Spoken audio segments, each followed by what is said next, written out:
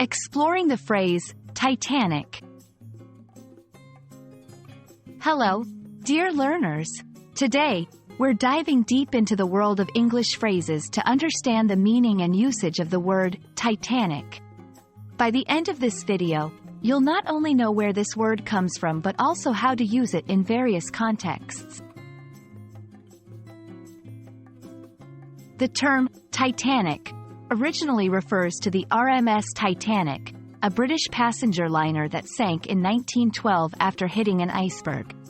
It's one of the deadliest maritime disasters in history. The ship was renowned for its luxury and was believed to be unsinkable, which adds to the irony and tragedy of its fate. Over time, the word Titanic has taken on additional meanings. Due to the ship's massive size and significance, Titanic can be used to describe something of great size, strength, or power. For example, the athlete showed titanic strength during the competition. The company faced a titanic challenge in the market. The name Titanic also has roots in ancient mythology. The Titans were a group of powerful deities in Greek mythology. They were known for their immense size and strength.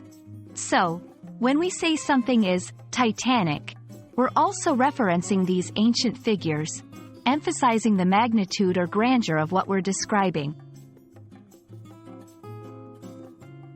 While Titanic can be a powerful adjective to describe something large or significant, it's essential to use it appropriately.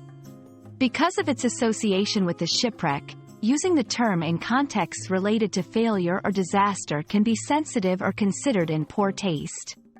Always be mindful of the context and the feelings of your audience.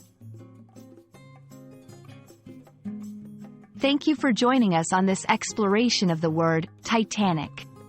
We hope you've gained a deeper understanding of its meanings and origins. Remember, English is full of phrases with rich histories and stories behind them. Happy learning, and see you in the next video.